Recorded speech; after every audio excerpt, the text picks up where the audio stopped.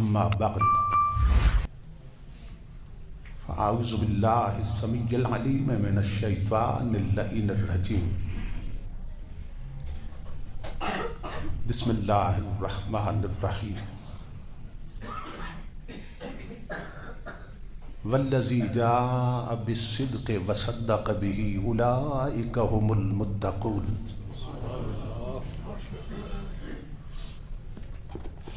صدق اللہ مولانا العظیم ان اللہ وملائکتہ یصلون علی النبی یا ایہا الذین آمنوا صلوا علیہ وسلموا تسلیما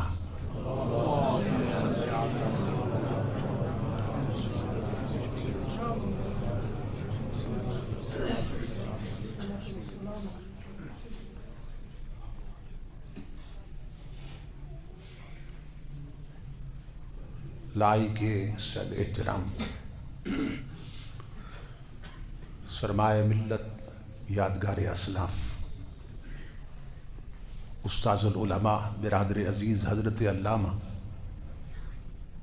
مفتی اعجاز احمد شاذلی صاحب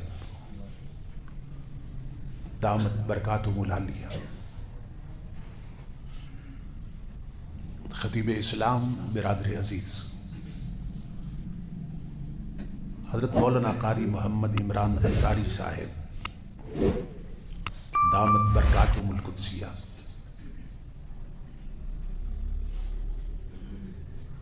برادر محترم جناب سفارش خان جدون صاحب، برادر محترم جناب رانا محمد شاہد صاحب،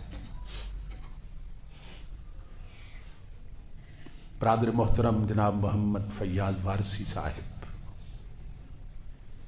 اور برادر محترم جناب محمد آفتاب صاحب، اور دیگر معزز حاضرین و سامعین، اللہ رب العزت کا لاکھ لاکھ شکر ہے کہ جس نے اپنی توفیق خاص سے آپ کو اور مجھے آج کی اس عظیم الشان اور کثیر البرکات ذو جہتین کانفرنس میں حاضری کا شرف عطا کیا، اور بارگاہ رسالت مآب میں اور بارگاہ صدیقیت مآب میں اور بارگاہ ولایت مآب میں گلہائے عقیدت پیش کرنے کی سعادت عطا فرمائی۔ اس عظیم الشان پروگرام کے انعقاد پر میں آپ تمام حضرات کی خدمت میں دل کی عطا گہرائیوں سے ہدیہ تبریک و تحسین پیش کرتا ہوں، اور دعا کرتا ہوں کہ اللہ رب العزت دوستوں کی اس محنت کو اور ہم سب کی حاضری کو اپنی پاک بارگاہ میں قبول و منظور فرمائے۔ میں اپنے برادر محترم جناب حاجی محمد ظفر اقبال صاحب کا شکر گزار ہوں کہ جن کے حکم کی تعمیل میں تاریخ کا تعین ہوا اور میں اس پاکیزہ مجلس تک پہنچا ہوں۔ خوش بخت اور خوش نصیب ہوتے ہیں وہ لوگ جنہیں اللہ رب العزت اس طرح کی پاکیزہ مجالس میں حاضری کا شرف عطا کرتا ہے کہ ان مجالس میں خود آیا نہیں جاتا بلکہ بلایا جاتا ہے، اور جب بلایا جاتا ہے تو پھر نوازا بھی جاتا ہے۔ نبی اکرم صلی اللہ تعالیٰ علیہ وآلہ وسلم کا ارشاد گرامی ہے، اذا مررتم بریاض الجنت فرتعوا، کہ میرے غلاموں جب جنت کے باغوں میں جاؤ پھر اپنی خوراک لے لیا کرو۔ اصحاب رسول نے پوچھا وما ریاض الجنت یا رسول اللہ، کہ یا رسول اللہ صلی اللہ علیہ وسلم اس دنیا میں وہ جنت کے باغ کون سے ہیں؟ تو نبی اکرم صلی اللہ تعالیٰ علیہ وآلہ وسلم نے ارشاد فرمایا مجالس الذکر वफ़ी रिवायत मजालिसुल उलमा, फरमाया मेरी शरीयत के उलमा की महफिल है और अहले ज़िक्र की महफिलें ही जन्नत का बाग होती हैं।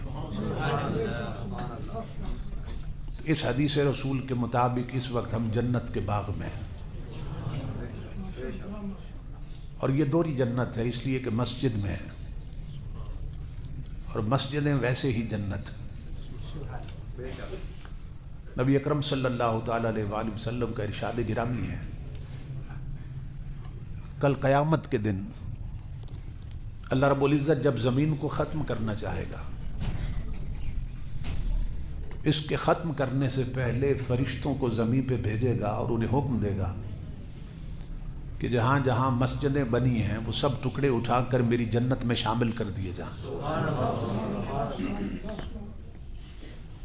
तो ये हिस्सा जिसको मस्जिद कहते हैं ये कल जन्नत में शामिल होने वाला है। इसलिए उलमा फरमाते हैं कि जिस शख्स का पैसा मस्जिद में लग जाए उसका अजर कभी ख़त्म नहीं होगा, इसलिए कि मस्जिदों ने कभी ख़त्म नहीं होना है। ज़मीन ख़त्म हो सकती है मगर मस्जिदें ख़त्म नहीं होंगी। तो ये खुशबख्ती है कि हम इस वक्त दोहरी जन्नत में आए बैठे हैं। आज 15वीं सदी है जिस दौर में हम जैसे गुनाहगार लोग अगर कोई मजलिस हुजूर ज़िक्र की कायम कर लें, नबी अकरम सल्लल्लाहु ताला अलैहि वसल्लम के ज़िक्र पाक की, तो वो जगह जन्नत का बाग बन जाती है। अब तसव्वुर करें असहाबे रसूल की उन महफिलों का मुकाम क्या होगा कि जहाँ सिर्फ ज़िक्र रसूल नहीं खुद ज़ाते रसूल भी होती थी। असहाबे रसूल की उन महफिलों का मुकाम क्या होगा कि कोई सहाबी कभी रिवायत करता है तो कहता है रअयतु रसूलल्लाह सल्लल्लाहु अलैहि वसल्लम यक़ूल, कि मैंने महबूब को देखा, मेरे महबूब यूं फरमा रहे थे। कोई कहता है समिअतु रसूलल्लाह सल्लल्लाहु अलैहि वसल्लम यक़ूल, मैंने महबूब को सुना, मेरे महबूब यूं फरमा रहे थे। कोई सहाबी बयान करता है, कहता है जलस्तु इंद रसूलिल्लाह सल्लल्लाहु अलैहि वसल्लम, मैं हुजूर के कदमों में बैठा, मेरे आका यूं फरमा रहे थे। तो मैं हुजूर को सुन रहा था, मैं हुजूर को देख रहा था, मैं हुजूर के कदमों में बैठा था कि हुजूर यूं फरमा रहे थे। ये जुमले असहाबे रसूल के सिवा कौन बोल सकता है? ये मंज़लत उन्हीं को नसीब थी कि वो हुजूर को देखते थे, हुजूर की सुनते थे और हुजूर के कदमों में बैठते थे। यही सबब है कि इमामुल अंबिया के गुलामों कि उन्हें अल्लाह रब्बुल इज़्ज़त ने अंबिया और मुरसलीन के बाद पूरी कायनात से अफजल करार दिया। हमारा ये अक़ीदा और ईमान है कि जितने भी तबक़ात हैं अहले ईमान में, उनमें सबसे जो अफजल तबका है वो हुजूर के सहाबियों का है। असहाबे रसूल सबसे अफजल है और इसकी खबर खुद हुजूर ने दी कि मेरे लिए मेरे सहाबियों को रब ने चुना है। जिस तरह नबुव्वत और रिसालत के लिए खुदा चुनता है, इसी तरह यार की सोहबत के लिए भी खुदा ने चुना है, हुजूर की संगत के लिए भी खुदा ने चुना है। तो नबी अकरम सल्लल्लाहु ताला अलैहि वसल्लम के इरशाद के मुताबिक हुजूर का हर सहाबी चुना हुआ है और किसने चुना? खुदा ने चुना। अब तसव्वुर करें कि जिन्हें खुदा ने चुना और यार के लिए चुना वो कितने खरे होंगे। जिन्हें खुदा ने चुना और महबूब के लिए चुना वो कितने सच्चे और सुच्चे होंगे, कोई तसव्वुर कर सकता है? बाज नादान लोग ये कहते हैं कि ये लोग हादसाती तौर पर हुजूर के साथ मिल गए थे, जबकि हुजूर फरमा रहे हैं कि इन्हें मेरे लिए मेरे खुदा ने चुना है। मेरा सिद्दीक भी चुना हुआ है, मेरा फारूक भी चुना हुआ है, मेरा उस्मान भी चुना हुआ है, मेरा अली भी चुना हुआ है। میرا ہر صحابی چنا ہوا ہے، یہ حضور فرماتے ہیں۔ اب جو ان چنے ہوئوں پہ انگلی اٹھائے کہ جنہیں خدا نے چنا، وہ انگلی ان پہ نہیں اٹھتی، وہ خدا پہ اٹھتی ہے کہ خدا نے محبوب کے لیے چنے اور اتنے کھوٹے چنے، معاذ اللہ استغفر اللہ، جنہیں خدا نے چنا ان کا مقام کیا تھا؟ جنہیں خدا نے چنا ان کا سٹینڈرڈ کیا تھا؟ امام الانبیاء کے غلاموں، یہ حضور نے خبر دی کہ ہر شخص کے کاندھوں پہ 2 فرشتے ہیں،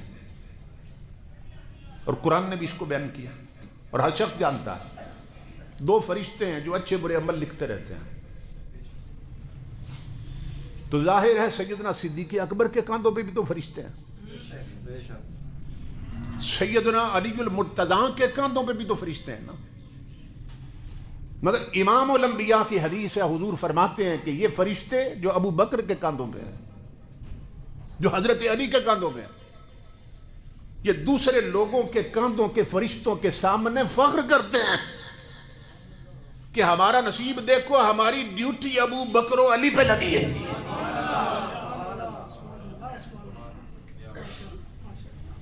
یہ فخر کرتے ہیں کہ ہماری ڈیوٹی ابو بکر صدیق پہ لگی ہے،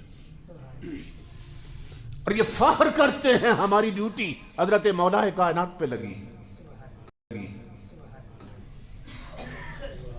کہ بائیں کاندھے کے فرشتے کیا لکھتے ہیں؟ گناہ لکھتے ہیں، اور یہ فرشتہ فخر کرتا ہے حضرت ابو بکر کے کاندھے کا بھی، حضرت علی کے کاندھے کا، کہ ان ہستیوں کے کاندھوں پر جب سے ہماری ڈیوٹی لگی ہے ان کا کوئی گناہ لکھنے میں آیا ہی نہیں ہے۔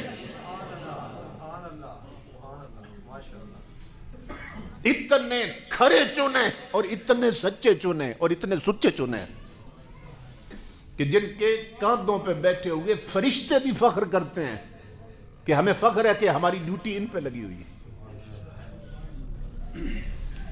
نبی اکرم صلی اللہ تعالیٰ علیہ وآلہ وسلم فرماتے ہیں، تاجدار انبیاء فرماتے ہیں کہ ایک بار جبریل سے پوچھا حضور نے کہ تجھے اللہ نے فرشتوں کا سردار بنایا ہے، تو ہر نبی کا صحابی ہے، توریت، انجیل، قرآن اور زبور کا حافظ اور قاری ہے جبریل، تو اگر اللہ تجھے بشر بنانا چاہے تو کون سا بشر بننا پسند کرو گے؟ بہت بڑا سوال تھا صدیق حضرت جبرائیل امین سے۔ تو جبرائیل امین نے عرض کی، اللہ کے حبیب، میں آپ کا یار ابو بکر صدیق بننا پسند کروں۔ آپ تصور کریں کتنا بلند مقام ہے صدیق کا اور کتنا اونچا کردار ہے صدیق، کہ جبریل کی حسرت ہے کہ بشر بنوں تو صدیق اکبر جیسا بنوں۔ امام الانبیاء نے فرمایا اس کی وجہ کیا ہے؟ جبریل نے عرض کی، آقا میں دیکھتا رہتا ہوں کہ جس مجلس میں ابو بکر صدیق بیٹھے ہو نا، نگاہ مصطفیٰ چہرہ صدیق سے ہٹتی نہیں ہے۔ میری طلب ہے کہ میں بشر بنوں تو صدیق اکبر جیسا بنوں۔ یہ جبرائیل امین کی طرف کتنے کھرے چنے تھے اور کیسے چنے تھے آپ تصور کریں۔ امام الانبیاء کے غلام حضور کی حدیث پاک ہے، الارواح جلود مجندۃ، الارواح جلود مجندۃ، کہ یہ جو روحیں ہیں یہ جسموں میں آنے سے پہلے اکٹھی رہتی تھی کہ جس طرح کینٹ میں آرمی رہتی ہے اور چھاؤنی میں فوج رہتی ہے۔ یہ حدیث پاک اس دنیا میں آنے سے پہلے جو روحیں ابھی نہیں آئی ہیں اور جو آ چکی ہیں یہ بھی آنے سے پہلے جسموں میں اسی چھاؤنی میں رہتی تھی، اسی کینٹ میں، اسی آرمی کی طرح اکٹھی رہتی تھی۔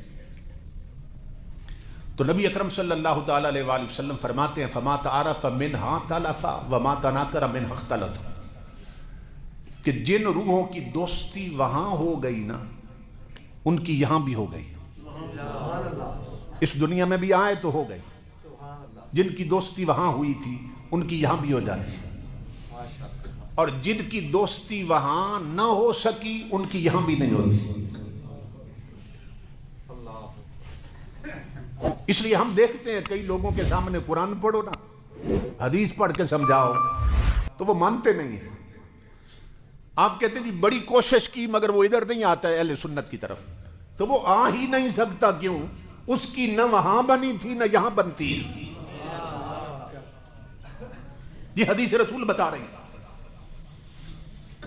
اب اس کی شرح میں محدثین نے لکھا کہ جب روحیں اکٹھی رہتی تھی تو کچھ کی دوستی کیسے ہو گئی اور کچھ کی کیوں نہ ہو سکی.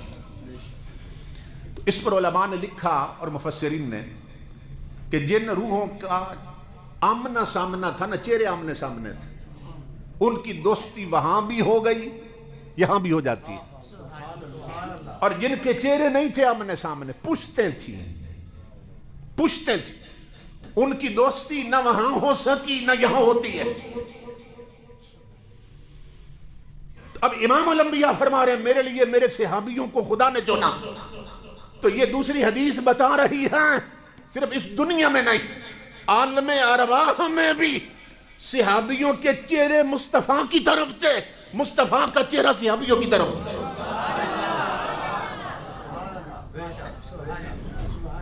یہ ازل میں عالم ارواح میں بھی ان کے چہرے اصحاب کی طرف تھے. حضور علیہ الصلوۃ والسلام کا رخ اقدم صحابیوں کی طرف تھا اور صحابیوں کا چہرہ حضور کی طرف تھا.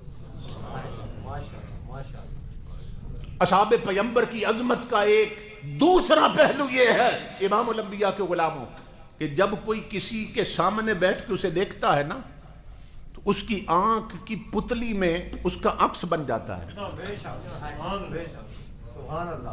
سمجھ رہے ہیں؟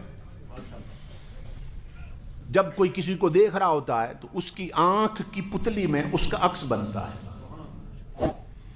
اس طرح جس کیمرے سے تصویر لی جاتی ہے نا، کیمرے کی آنکھ کی پتلی میں اس کا عکس بنتا ہے تو تصویر آتی ہے. سمجھ رہے ہیں؟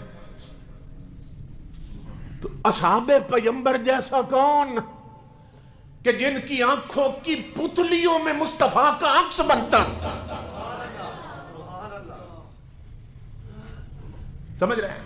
اور حضور کی آنکھ کی پتلی میں جن کا عکس بنتا تھا، ان جیسا کون ہے؟ تو یہ حادثاتی طور پر ساتھ نہیں ملے تھے، ان کو اللہ نے چنا ہی محبوب کی سنگت کے لیے تھا. امام الانبیاء کے غلاموں حضور صلی اللہ علیہ وسلم جزاک اللہ، تاجدار انبیاء کے یہ اصحاب، ان کا مقام ایک عمومی ہے ایک خصوصی ہے. نبی اکرم صلی اللہ تعالی علیہ وسلم نے جس حدیث میں فرمایا نا کہ اللہ نے میرے صحابیوں کو چنا، پھر ایک اور حدیث میں فرمایا کہ ان چنے ہوئوں میں سے پھر میرے 4 یار چنے. سبحان اللہ، بے شک بے شک، میرے لیے میرے 4 یار چنے، ان چنے ہوئوں میں سے یہ چنے. امام الانبیاء فرماتے ہیں میرے لیے ابو بکر و عمر کو چنا گیا، عثمان و علی کو چنا گیا، اور سیدنا صدیق اکبر رضی اللہ تعالیٰ عنہ یہ تاجر تھے، ملک شام میں تجارت کے لیے گئے. تو وہاں آپ خواب دیکھتے ہیں کہ آسمان سے چاند اتر کر نہ ان کی جھولی میں آ جاتا ہے. زندگی میں ایسا خواب کبھی نہیں دیکھا تھا. تو جب آنکھ کھلی تو پوچھا یہاں کوئی معبر رہتا ہے، تعبیریں بتانے والا؟ تو انہوں نے بتایا کہ ایک بندہ ہے تعبیریں بتانے والا. تو انہوں نے بتایا کہ ایک بندہ ہے جو بالکل ٹھیک تعبیر نکالتا ہے. آپ اس کے پاس تشریف لے گئے، فرمایا میں نے خواب دیکھا ہے. اس نے کہا کیا دیکھا ہے؟ فرمایا چاند اتر کر 14ویں کا میری جھولی میں آ گیا. وہ خواب سن کر نہ تھرا گیا. وہ معبر کہنے لگا من انت، تو کون ہے؟ فرمایا انا ابو بکر، میں ابو بکر ہوں. من ایہا، کس قبیلے سے ہے؟ فرمایا بنو تیم سے ہوں، بنو تمیم سے ہوں. امام الانبیاء کے غلاموں، اس نے پوچھا آپ کون ہیں؟ فرمایا تاجر ہوں.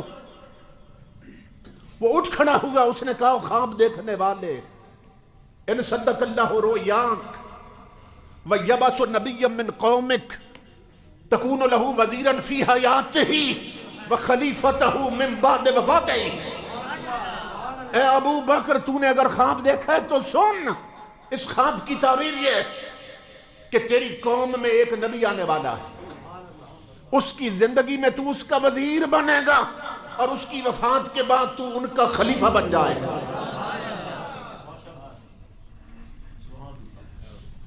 ابھی شام میں ہے صدیق اکبر کہ امام الانبیاء نے مکہ شریف میں ادھر نبوت کا اعلان کر دی۔ حضور کے اگر بچپن کے ساتھی تلاش کرے نا کہ بچپن کے دوست حضور کے کون ہیں، تو سب سے پہلے سیدنا صدیق اکبر کا نام آتا، اور تنہا انہی کا نام آتا کہ یہ بچپن میں بھی حضور کے دوست تھے۔ اور ہر بچے کی ایک دوسرے سے دوستی نہیں ہوتی، دوستی اس کی اس سے ہوتی ہے جس سے طبیعت ملتی ہے۔ اس کا مطلب یہ ہے کہ تاجدار کائنات کے ساتھ سیدنا صدیق اکبر کی طبیعت ملتی تھی بچپن سے۔ تو صدیق اکبر جب پلٹ کے آئے نا ملک شام سے، تو مکہ کے کافروں نے گھیرے میں لے لیا۔ انہوں نے کہا کہ بچپن سے جن کا ساتھ ہے نا سنگت، تیرے یار نے نبی ہونے کا اعلان کر دیا۔ وہ کہتے ہیں میں اللہ کا نبی ہوں۔ صدیق اکبر انہیں چھوڑ کر سیدھے حضور کی مجلس میں پہنچے۔ امام الانبیاء کی بارگاہ میں عرض کی، آقا لوگ کہتے ہیں آپ نے نبوت کا اعلان کیا۔ فرمایا ہاں صدیق، میں رب کا رسول ہوں۔ صدیق اکبر نے عرض کی، مد دلیل علی ما تدعی، ہر نبی دلیلیں لاتا ہے، دلیل کے ساتھ آتا ہے۔ لوگ پوچھ رہے ہیں اللہ نے آپ کو کون سی دلیل دی؟ امام الانبیاء نے فرمایا الرؤیا التی رأیت فی الشام، ابو بکر وہ دلیل کم ہے جو ملک شام میں دیکھی ہے۔ نعرہ تکبیر، نعرہ رسالت، نعرہ تحقیق، نعرہ حیدری۔ فرمایا ابو بکر وہ دلیل کم ہے جو ملک شام میں دیکھی ہے۔ یہ سن کر حضرت ابو بکر پر رانچا ہوا طاری کہ پیغمبر تو رکھتا ہے دلوں کی بھی خبرداری۔ خیال آیا کہ یہ تو نیک و بد پہچان جاتے ہیں اور محمد آدمی کے دل کی باتیں جان جاتے ہیں۔ وہیں سیدنا صدیق اکبر نے تاجدار انبیاء کا کلمہ پڑھ لی۔ تو یہ حادثاتی طور پر حضور کے ساتھ نہیں ملے تھے، بلکہ چنا گیا تھا تاجدار کائنات کی صحبت و سنگت کے لیے۔ بچپن میں سیدنا صدیق اکبر کو والد لے جاتے ہیں کہاں پہ؟ بت خانے میں، کہ بچہ بھی میرے ساتھ ان کی پرستش کرے گا۔ وہ مصروف ہو گئے تو انہوں نے پتھر اٹھایا اور پہلے اس بت سے کہا جس کے سامنے کھڑے تھے کہ میں بھوکا ہوں، مجھے کھانا کھلاؤ۔ اس نے کیا جواب دینا تھا؟ پیاسا ہوں، پانی پلاؤ۔ اس نے کیا جواب دینا تھا؟ فرمایا تھا مجھے کپڑے چاہیے، کپڑے دو۔ اس بت نے کیا جواب دینا تھا؟ فرمایا اچھا نہیں بولتا تو پھر میں پتھر مارنے لگا ہوں، اپنے آپ کو بچاؤ۔ وہ کیا جواب دیتا؟ پتھر دے مارا اپنے بچپن میں۔ امام الانبیاء کے غلاموں، جب بت کے ٹکڑے ہوئے، آواز آئی نا تو باپ نے پلٹ کے دیکھا،